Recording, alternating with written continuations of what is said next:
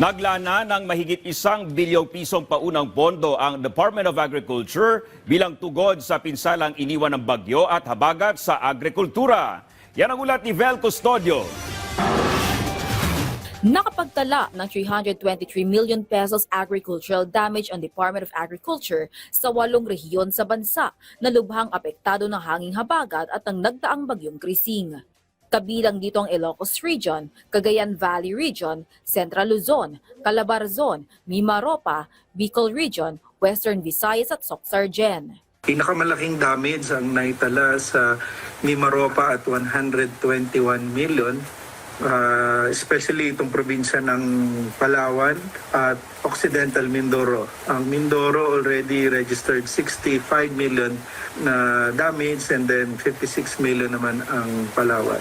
So sumunod dito yung North Cotabato at 58 million and then itong Negros Occidental at 45 million. So ito yung karamihan ng damages. Yung Region 3, in particular ang Tarlac, nasa 30.6 million, Nueva Ecija at 11.4 million. Karamihan naman ng mga na-damage ay nasa early vegetative stage at saka partially damaged, yung karamihan about 90%.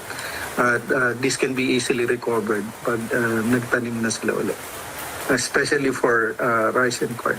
66% na pinsala ay mga palay, habang 26% naman ang high-value crops. Iba pa rito ang tala ng National Irrigation Administration na nasa 339 billion pesos damage. Naghanda naman ang DA ng 1.2 billion pesos initial interventions kung saan kabilang dito ang 560 million pesos para sa preposition ng binhi, pataba, biologics, livestock, fish stocks at iba pang kagamitan sa pangingisda.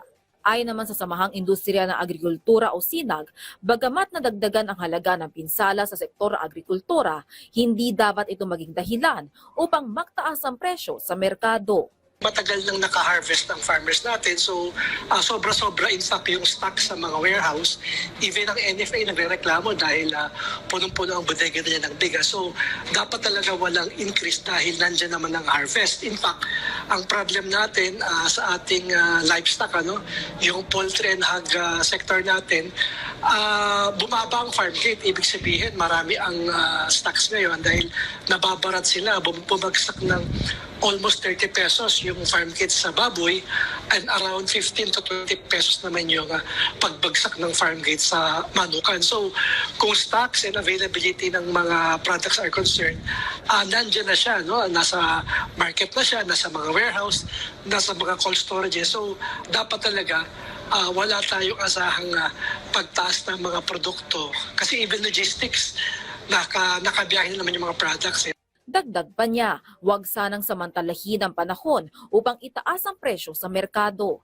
Lalo na't marami sa mga kababayan natin ang hirap ang kita ngayong sunod-sunod ang bagyo at hanging habagat. Ayon naman sa DA, bagamat hindi mag-landfall ang bagyong Dante at Emong sa kalupaan, batay sa track ng Pag-asa, patuloy pa rin namang maghahanda at magbabantay ang ahensya sa posibleng epekto nito sa sektor agrikultura. Vel Custodio para sa Pambansang TV sa Bagong Pilipinas.